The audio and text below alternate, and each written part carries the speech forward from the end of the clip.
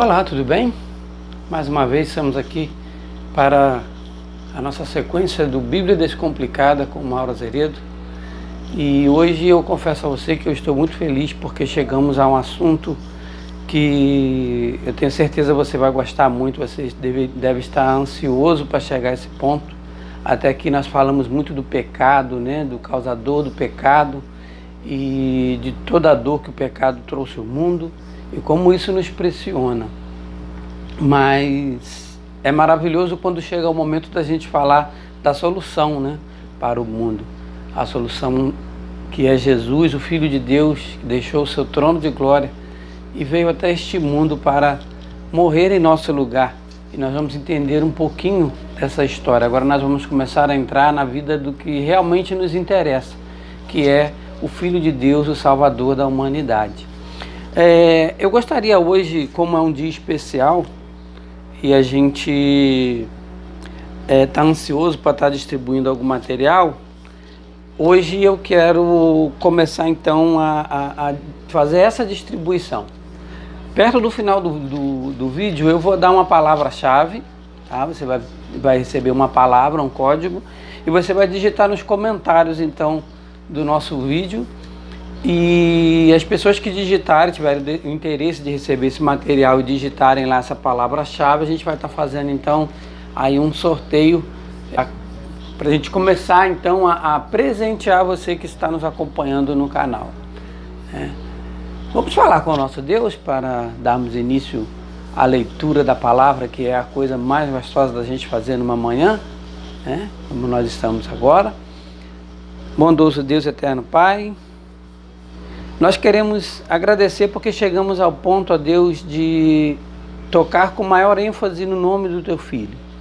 Conhecer, ó Pai, aquele que veio ao mundo tomar o nosso lugar e nos conceder a salvação eterna. Restaurar toda esta terra, Senhor, e fazer dela aquilo que o Senhor planejou desde o princípio. Por isso nós estamos agradecidos e felizes, porque existe pecado sim, existe o erro, existe o mal, mas a vitória já nos é garantida e a salvação é Cristo Jesus, nosso Senhor e Salvador.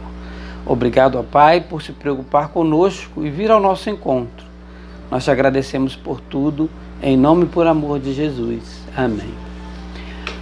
Bom, eu quero iniciar com dois versos que nós já lemos anteriormente, que é o que vai fazer a gente essa transição, né, de um assunto. Nós vínhamos falando muito sobre o pecado, sobre o causador do pecado.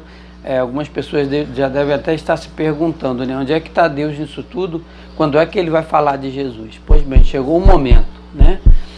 E a gente vai iniciar então com o livro de Romanos, capítulo 5. Lembra? Romanos depois de Atos, Atos depois dos livros dos evangelhos, né? Então Romanos 5:12 e Romanos 6:23. Nós já lemos, tá?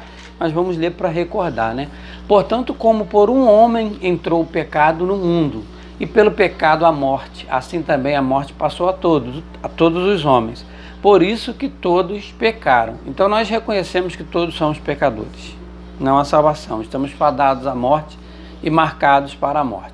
Porque o salário do pecado é a morte, mas o dom gratuito de Deus é a vida eterna. Vida eterna em quem? Por Cristo Jesus, nosso Senhor.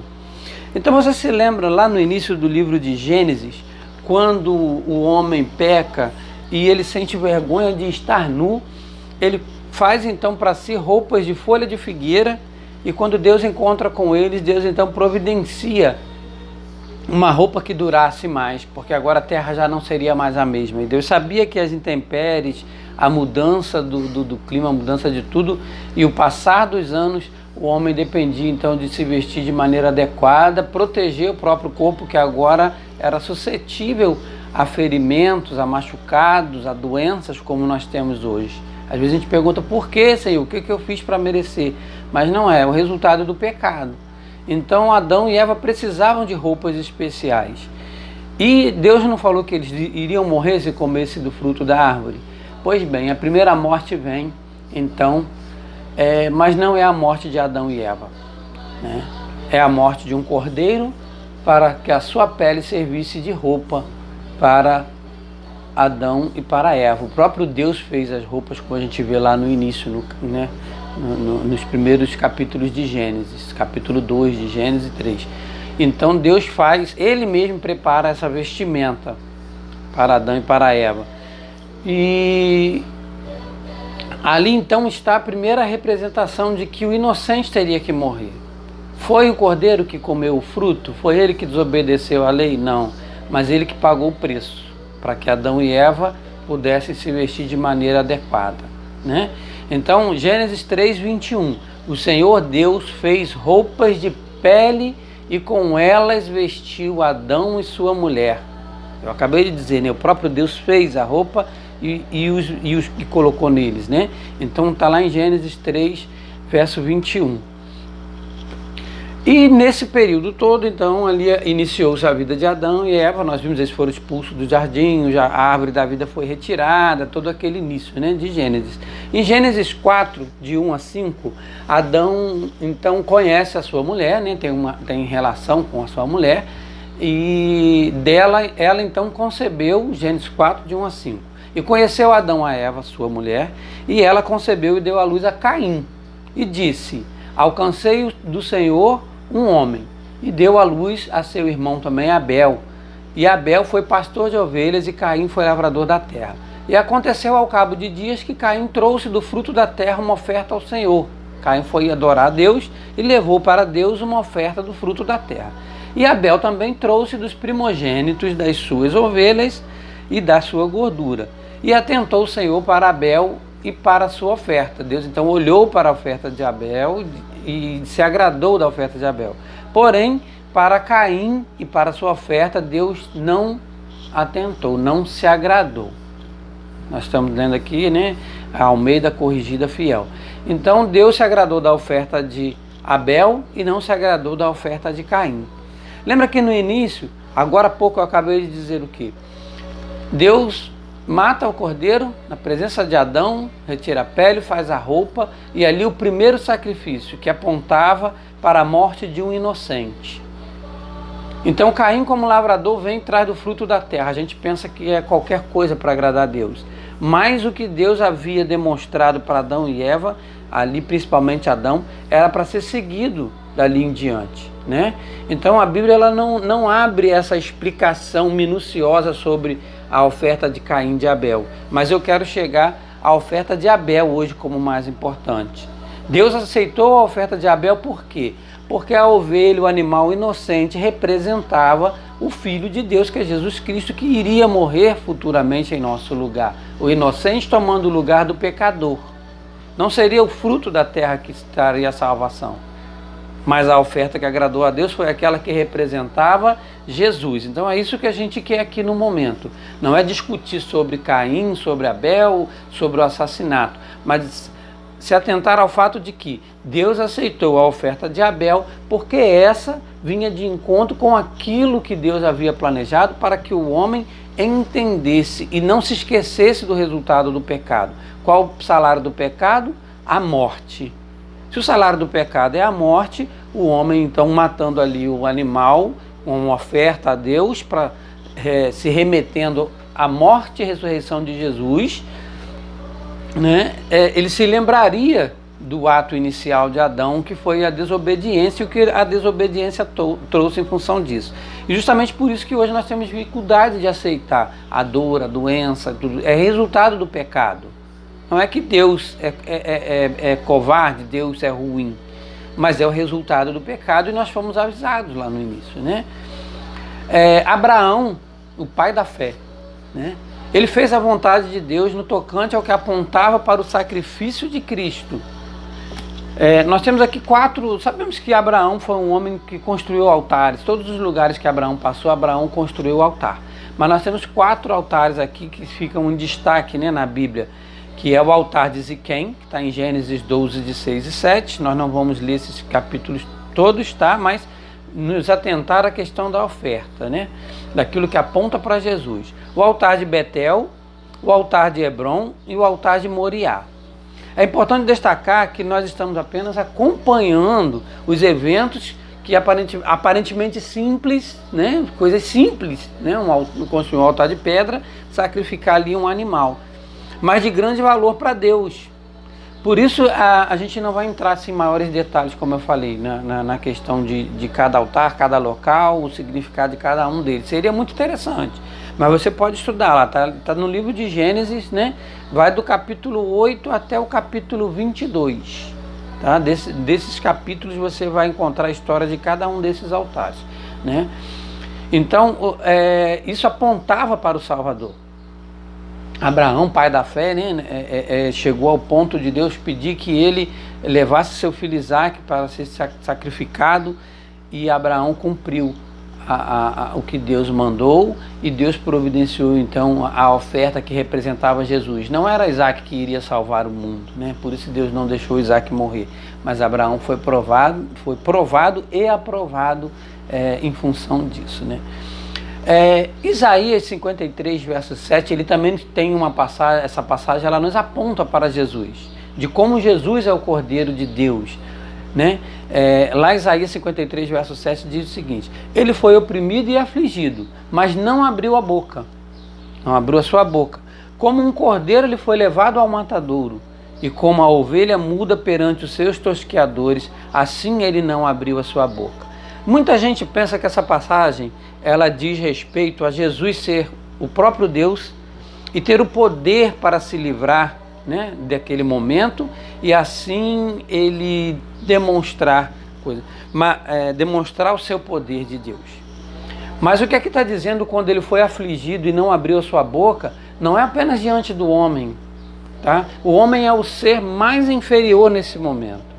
Todo o universo está observando todos os acontecimentos, e principalmente até a morte de Cristo, o universo ainda não tinha condição de entender aquilo, tanto que os anjos queriam tomar o lugar de Jesus durante o sacrifício, mas não era possível, porque tinha que ser o próprio Cristo, o próprio Deus, o próprio Filho de Deus. Então quando ele fala que ele não abriu a sua boca, ele não abriu a sua boca para se defender diante do trono de Deus, na presença do universo inteiro. E como um cordeiro ele foi levado ao matadouro, como ovelha muda perante os seus tosqueadores, assim ele não abriu a sua boca, ele aceitou o sacrifício que havia sido imposto sobre ele, a fim de que o homem pudesse ser resgatado. Aí você tem que entender um detalhe: se Deus mata Adão e Eva assim que eles pecaram e elimina a história da terra, como muitos falam, por que Deus deixou chegar a esse ponto então? Se Deus faz isso, o diabo tinha razão, porque Deus seria covarde, né, e intolerante, e Satanás diria para o universo inteiro: viram como eu tinha razão, né? Deus é arbitrário, Deus não nos dá escolha. Se Deus perdoa Adão e Eva de imediato e não providencia ali o sacrifício do filho dele, né, não tem todo esse plano já pronto para salvar a humanidade, o diabo também teria razão. E ele teria que ser perdoado, porque assim como Adão pecou igual a Satanás, Deus daria o perdão a Adão e, consequentemente, Satanás teria razão e também teria que ser perdoado. Então, é essa situação que nós estamos vendo, né? Toda uma questão celestial e não apenas algo que envolve o homem. Às vezes nós tornamos a Bíblia e a palavra de Deus algo muito pequeno, muito menor do que realmente é. Eu falo sempre que a Bíblia Deus não deixou a sua palavra para nos confundir, mas para abrir os nossos olhos. Mas ao mesmo tempo que nós não a compreendemos, nós a tornamos pequena demais. Achar que Jesus não abriu a boca na presença do homem, né? Aqui o homem que era o carente, o homem era o grande ser a ser resgatado. Era pelo homem todo esse sacrifício, mas o valor desse sacrifício é incomensurável, ele é universal a nível de universo mesmo, de outros planetas, de seres não caídos e de toda uma criação que vem da mão de Deus, observando tudo o que aconteceria e qual seria a atitude de Deus. E aí Jesus então é o Salvador, é o Cordeiro. Ele entra mudo como ovelha, passa por toda a situação que deveria passar, e ressuscita ao terceiro dia, sem reagir a tudo aquilo que estava sendo colocado sobre ele, né? Tanto que na cruz ele diz o que? Pai, perdoa-lhes, eles não sabem o que fazem, porque ele sabia que o homem estava sendo usado por Satanás para poder cumprir os planos de Satanás. E quando o plano de Satanás com relação à terra fosse cumprido, a vitória de Deus seria então revelada e garantida. Isaías 53, versos 4 e 6 também continua nos dizendo, né? Verdadeiramente ele tomou sobre si as nossas enfermidades e as nossas dores ele levou sobre si, e nós o reputávamos por aflito, ferido de Deus e oprimido, mas ele foi ferido por causa das nossas transgressões. Jesus foi ferido por causa das nossas transgressões e moído por causa das nossas iniquidades. O castigo que nos traz a paz estava sobre ele, e pelas suas pisaduras fomos sarados. Todos nós andávamos desgarrados como ovelhas, cada um se desviava pelo seu caminho, mas o Senhor fez cair sobre ele a iniquidade de nós todos. Todos nós andávamos desgarrados como ovelhas, cada um se desviava pelo seu caminho, mas o Senhor fez cair sobre ele a iniquidade. Parece tão atual isso, né? Todos nós andávamos desgarrados como ovelhas, cada um se desviava pelo seu caminho. Parece algo desse momento. Cada um faz o que quer, cada um prega a religião que quer, cada um coloca a lei que quer como algo a ser cumprido por Deus. Os 10 mandamentos são desprezados, são considerados como inválidos, não todos, porque o que diz respeito ao homem a gente cobra, né? Ninguém quer ver traição, ninguém quer ver assassinato, ninguém quer ver nada disso. Mas o que diz respeito a Deus, a gente diz que Deus já não se importa com isso, que para Deus tanto faz. Mas não é bem assim. Então todos estamos andando pelo mundo como ovelhas desgarradas e pregando o que bem entendemos. A gente isola um verso da Bíblia e coloca ele como uma verdade, e assim então nós vamos colocando a vontade do homem à frente, né? Enriquecendo em função de pregar a palavra de Deus. Em seu pouco tempo de ministério, Jesus cumpriu um papel importantíssimo no que diz respeito ao relacionamento humano com seu Criador. Relacionamento humano com o seu Criador. Vamos ver lá em Lucas 5,32. Jesus diz assim: eu não vim chamar os justos. Lembra sobre aquele que não tem pecado do último vídeo? Eu que me acho puro, que me acho correto, o jovem rico, mas sim os pecadores. Jesus veio chamar os pecadores. Quantos pecaram? Todos, né?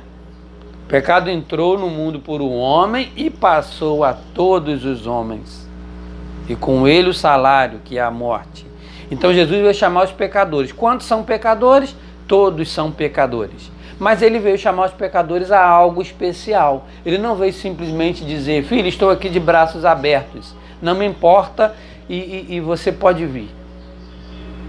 Vem como estás, permaneça desse jeito. O importante é que você entenda que eu sou Jesus. Mas Jesus termina esse verso de uma maneira um pouco diferente disso do que a gente prega hoje em dia. Eu não vim chamar os justos, mas sim os pecadores ao arrependimento. Jesus não vem chamar: venham, venham, venham, arrependam-se dos seus pecados. E o resultado do arrependimento nós também já vimos, é a mudança de vida e mudança de atitude. E o que leva ao arrependimento? Então Jesus veio nos chamar os pecadores, nos chamar ao arrependimento. O que leva ao arrependimento está lá em Romanos 2, versos 4 e 5.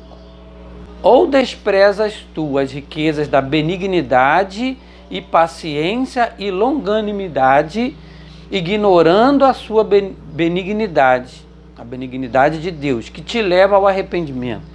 É uma pergunta que Paulo está fazendo. Ou a gente faz uma coisa, ou a gente despreza tudo isso que nos leva ao arrependimento. O que nos leva ao arrependimento, então? A bondade de Deus, a paciência de Deus e por Ele ser longânimo conosco. Então, Deus é tardio em irar-se. Deus é bondoso E Deus é paciente. Por isso, os anos de sofrimento da terra por muitas vezes se estendem, porque Deus está dando tempo a todos para o arrependimento. Mas segundo a dureza do teu coração impenitente, entesouras a ira para ti no dia da ira da manifestação do juízo de Deus. Quando Deus se manifestar, quando Jesus Cristo se manifestar nas nuvens dos céus, a fim de que os seus sejam levados com ele, aqueles que tiveram o coração duro, né, e entesouraram riquezas neste mundo, não só dinheiro ou fama, mas os prazeres deste mundo, que são as maiores riquezas que este mundo possui, esses, né, irão ver a manifestação do juízo de Deus contra eles. Então não é somente aquela primeira parte, Jesus veio chamar, você foi chamado e aceitou, mas não houve arrependimento. E isso vai ser cobrado. A ira de Deus cairá sobre as pessoas que não aceitarem Jesus como Salvador e não demonstrarem mudança em função de o terem aceitado como Salvador. Sendo assim, veja o que acontece ao homem quando esse reconhece sua real condição diante do Criador. Hoje nós queremos falar de mudança de coisa boa. Então, quando o homem reconhece a sua real condição diante do Criador, olha o que acontece. Salmos 38, 18. Confesso a minha culpa. Lembra Davi? Pecador, Betseba, né? Profeta Natã. Confesso minha culpa. Mas Davi tinha muito mais culpa que isso, né? Davi tinha muito mais... A luta de Davi era muito grande. Em angústia estou por causa do meu pecado. Então eu não me conformo com o pecado que eu cometo. Eu peco, sim, mas estou angustiado por causa do pecado que eu cometo. Olha a diferença. Não é cometer o pecado e dizer que está tudo bem, mas o pecado me fazer sentir dor por causa dele. A carne está enferma, está ferida, está machucada, mas eu não me conformo com essa enfermidade. É um câncer que nos corrói, o pecado. Mas 1 João 1,9 diz que se nós confessarmos os nossos pecados, Ele é fiel e justo para perdoar os nossos pecados e nos purificar de toda injustiça. Então o pecado me traz angústia porque eu não quero pecar. Eu sou um ser que foi criado por Deus e quero viver conforme a vontade de Deus. E eu confesso os meus pecados a Ele. Ele é fiel e justo para nos perdoar, para nos fazer diferentes. E é preciso reconhecer também, como diz 1 Timóteo 2, verso 5, né?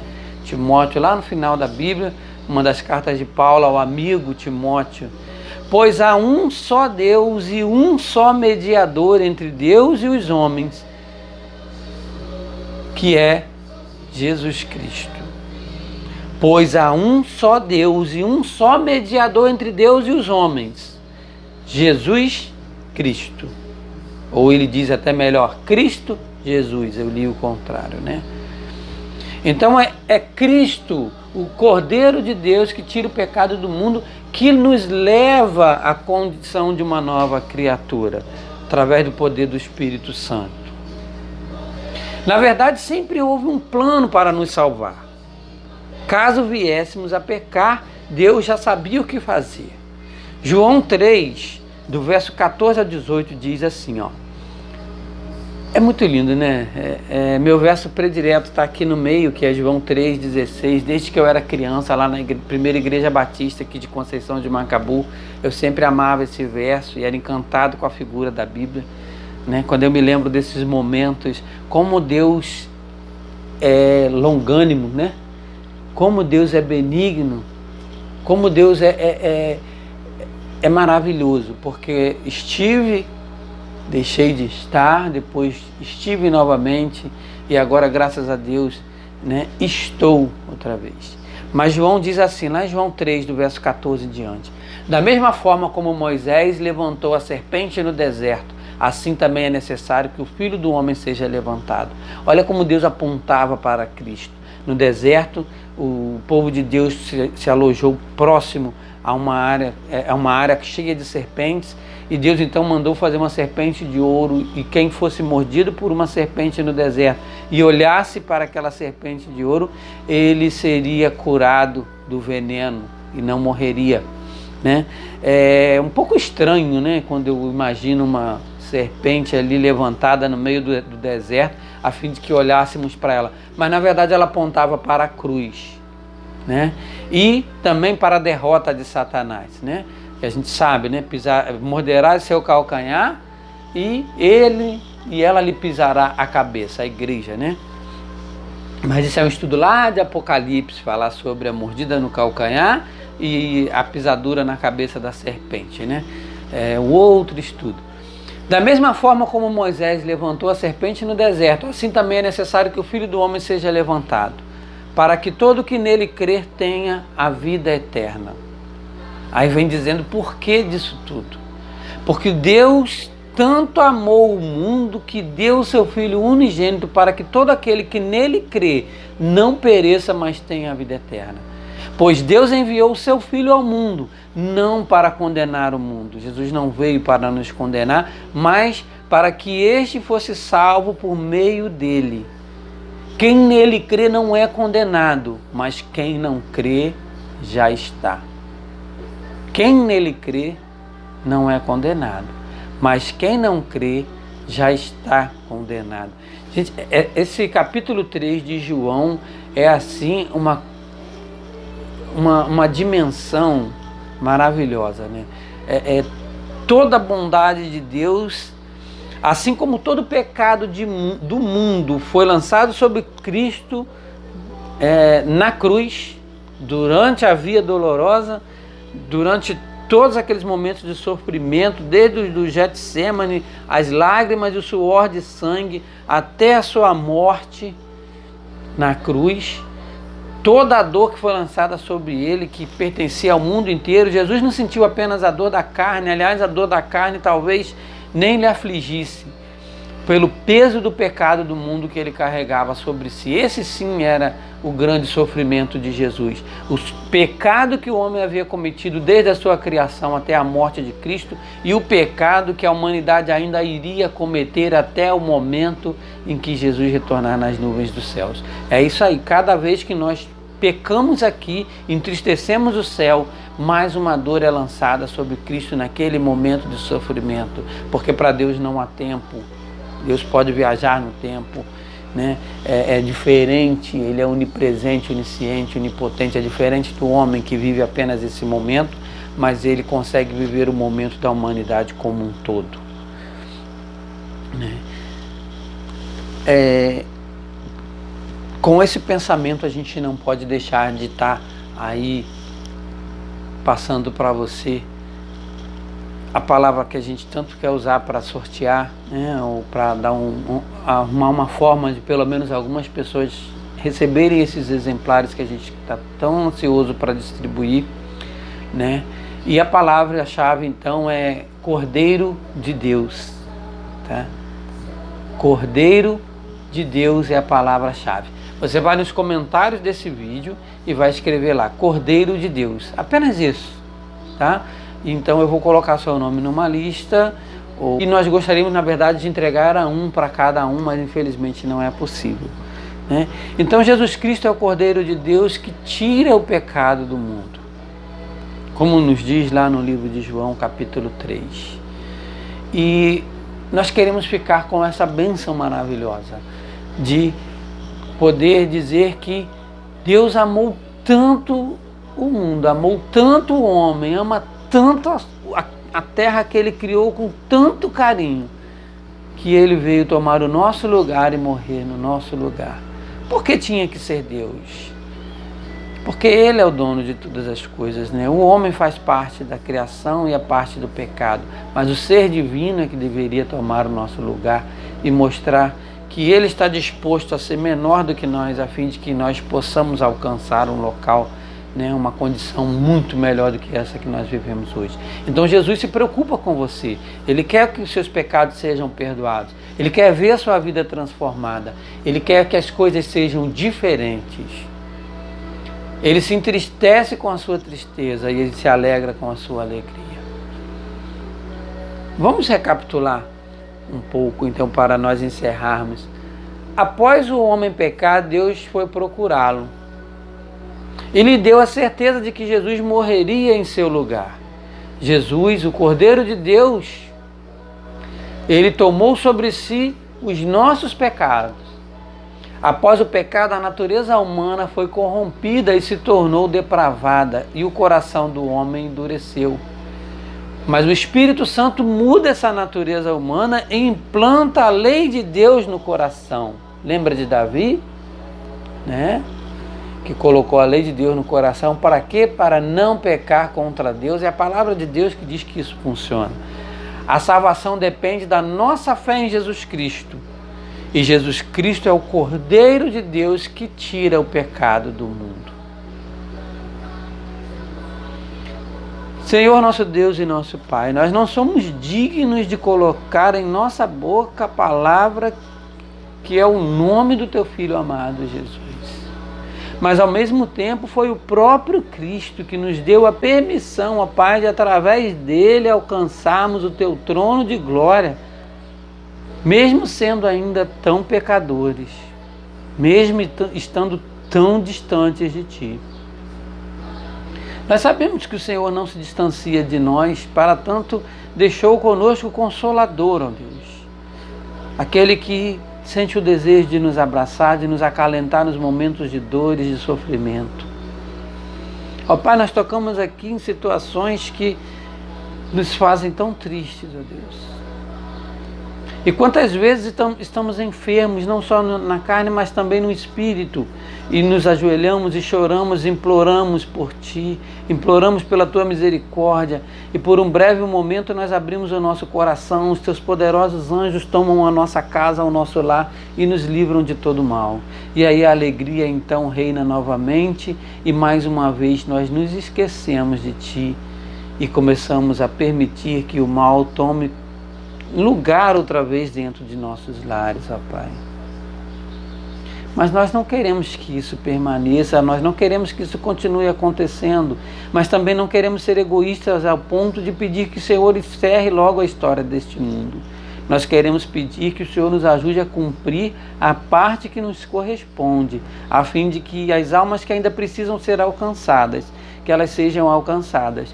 E que se nós somos os instrumentos que o Senhor quer usar, ajuda-nos, ó Deus, a permitir que o Teu Santo Espírito nos use. Ó Pai, adentra dentro de cada lar, Senhor. Habita no coração de cada um. Transforme vidas para que a alegria possa contagiar aqueles que estão ao nosso redor e assim possamos então perceber como o Senhor é um Deus maravilhoso e que o que o Senhor tem planejado para nós, olho nenhum conseguiu enxergar.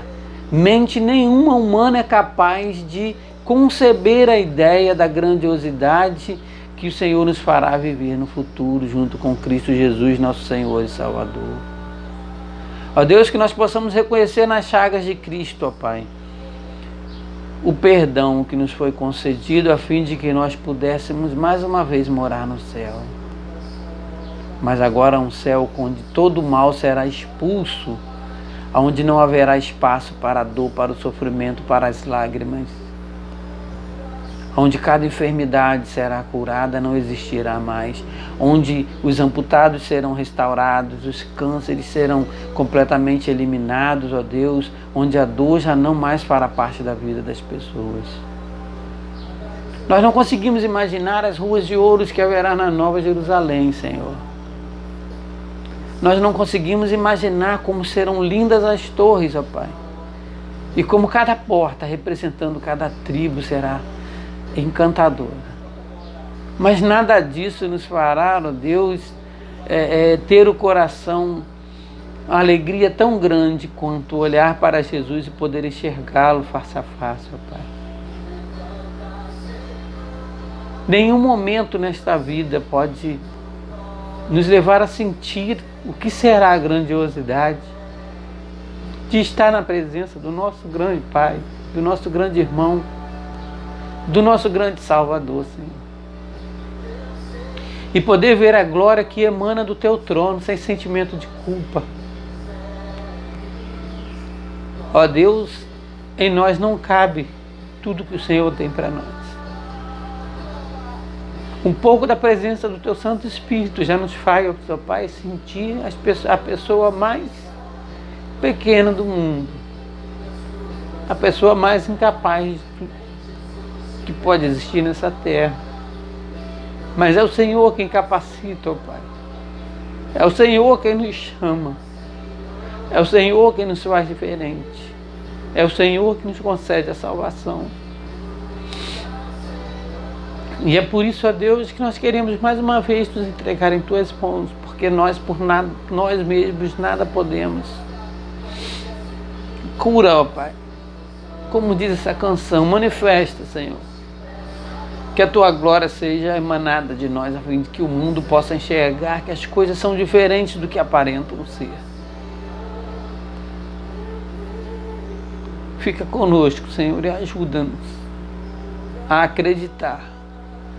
Ajuda-nos, ó Deus, a aceitar o que vem do céu para nós, porque o que vem de Ti é maravilhoso.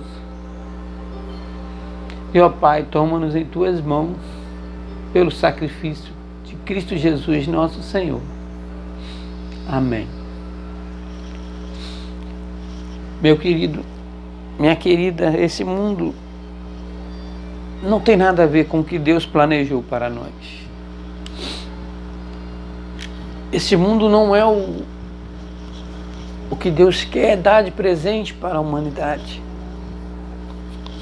O que Deus quer te dar é muito maior do que isso. O que Deus tem para nós ainda nesta vida é muito maior do que nós vivemos. Não é a riqueza, não é o dinheiro, não é o poder, não tem nada a ver com o que este mundo coloca e planeja para nós. É muito mais do que isso. É a paz que você tanto busca. É a felicidade real, não uma felicidade falsa de horas, de minutos, de momentos. Aprendemos tudo errado no mundo. E com isso nosso coração se entristece, como disse Davi, é o pecado que me faz entristecer. Mas Deus quer nos dar alegria, alegria verdadeira. Que Jesus Cristo possa te acompanhar a cada instante, a cada momento. Que você possa sentir essa presença. E que Deus esteja conosco a cada instante, até o último momento, onde nós seremos levados ao encontro com o Teu Filho amado nos céus. Que Deus te abençoe e abençoe a sua família. É o nosso maior desejo, hoje e sempre. Amém e amém.